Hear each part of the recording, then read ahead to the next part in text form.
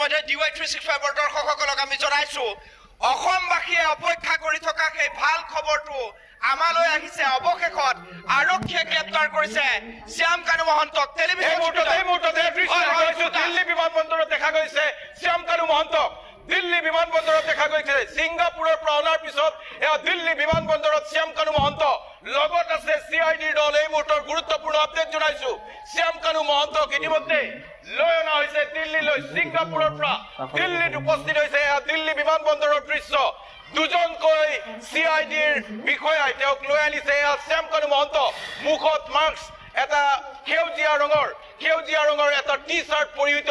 এইজনে শ্যাম কানু মহন্ত আপোনালোকৰ টেলিভিছনৰ পৰ্দাত এই মুহূৰ্তত যদি আপুনি ছ'চিয়েল মিডিয়াত DY365 সম্প্ৰচাৰ চাবলৈ আৰম্ভ কৰিছে #justice4Jubin লিখক দিল্লী বিমানবন্দৰৰ দৃশ্য এক্সক্লুজিভ দৃশ্য দেখুৱাইছো এই মুহূৰ্তৰ ব্ৰেকিং নিউজ সিংগাপুৰৰ পৰা লৈ অনা হৈছে শ্যাম কানু মহন্তক